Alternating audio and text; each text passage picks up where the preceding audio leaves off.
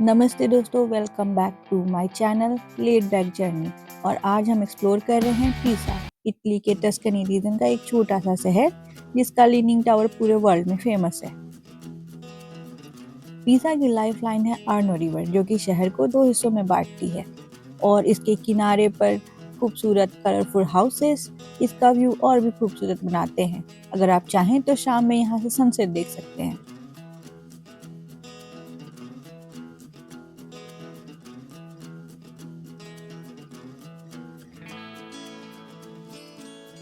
पीसा की सबसे आइकॉनिक जगह है पियाजा दी मेराकोनी, यानी स्क्वायर ऑफ मिरेकल्स। और इसी स्क्वायर ऑफ मिरेकल में है leaning tower of Pisa, cathedral of Santa Maria, baptistery of Saint John and Camposanto Monumentale. और ये है द लीनिंग टावर ऑफ पीसा, जिसे देखने के लिए दुनिया भर से लोग पीसा आते हैं। लेकिन क्या आप जानते हो इस टावर के पीछे की कहानी? इस टावर का कंस्ट्रक्शन स्टार्ट हुआ था 1173 में। ये एक्चुअली एक बेल टावर है पीसा कैथेड्रल के लिए, बट जब थर्ड फ्लोर बना तभी ये टिल्ट होने लगा। क्यों?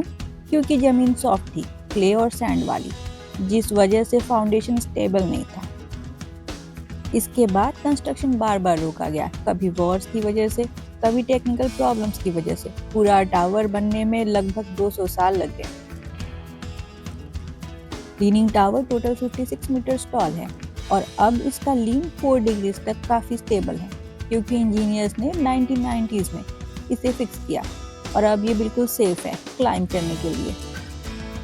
Cathedral of Santa Maria romance style का एक मास्टरपीस है, जिसका गोल्डन सीलिंग और मोजाइक आर्ट वर्क एकदम डिवाइन फील देते हैं।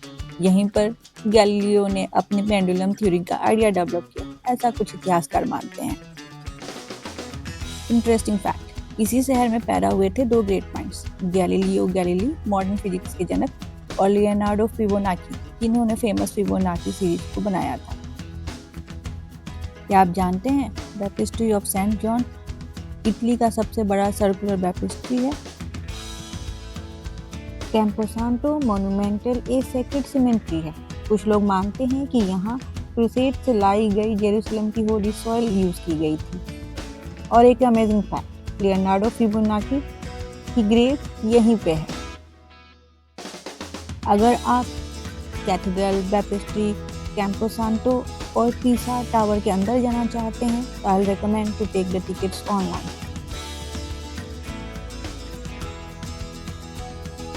पियाजा दे कैवालियरी, जिसे नाइट स्क्वायर भी कहा जाता है, पीसा का एक ऐतिहासिक और सांस्कृतिक स्थल है। यहीं पे पीसा की बहुत सारी हिस्टोरिकल बिल्डिंग्स हैं। और यहीं पे है पलाजो डेला कैरवाना, एक बहुत ही खूबसूरत बिल्डिंग।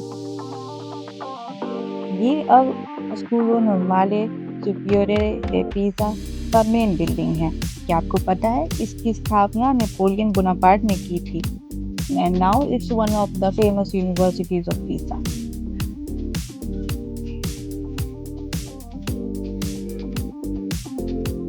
और पास में ही है चर्च ऑफ सेंट स्टेफनो। इस चर्च को 1565 में नाइट्स ऑफ सेंट स्टेफन के लिए बनाया गया था। और यहीं स्थित है एक बेल टावर, जिसके बीच में एक घड़ी भी है। इस बिल्डिंग को दो टावरों को मिलाकर बनाया गया था। हिस्ट्री बॉक्स के लिए ये स्क्वायर एक ओपन एयर टेक्स्ट बुक है। इस स्क्वायर को देख के आपने अंदाजा लगा लिया होगा कि पीसा की हिस्ट्री कितनी मार्वेलस होगी। पीसा का ओरिजिन प्री रोमन एरा का है, लेकिन पीसा का गोल्डन एज 11 से 13 सेंचुरी के बीच का आया, जब ये एक पावरफुल मैरीन टाइम रिपब्लिक बन गया। इस सिटी का आर्किटेक्चर, वेल्थ और कल्चर उस समय वर्ल्ड फेमस था। नाइट स्क्वायर से थोड़ी ही दूर है पीसा का famous shopping street Borgo strato. If you want to do some souvenir shopping, I will definitely recommend to go to this place.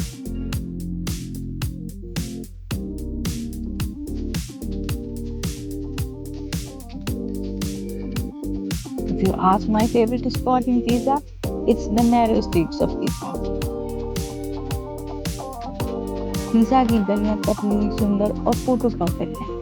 Pastel coloured houses with green shutters Tuscany की classic vibe देते हैं।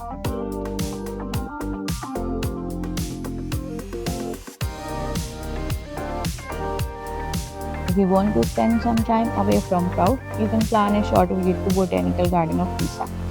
इसे 1544 में बनाया गया था and it is one of the oldest academic botanical gardens of Europe. यहाँ का layout, old green houses and rare plants give a very peaceful vibe.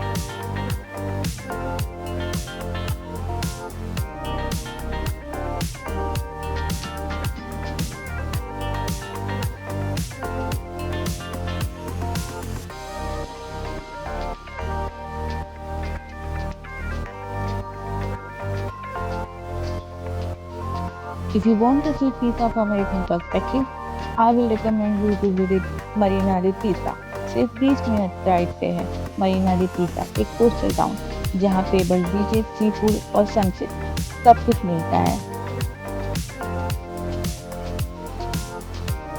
I have seen one of the most beautiful sunsets there. आज के समय में जहाँ लोग perfect के पीछे भागते हैं, वहीं पिज़्ज़ा की ये कहानी एक एग्जाम्पल है कि कैसे एक इम्परफेक्ट टाइल को दुनिया भर से लोग देखने आते हैं और इसे अप्रिशिएट भी करते हैं।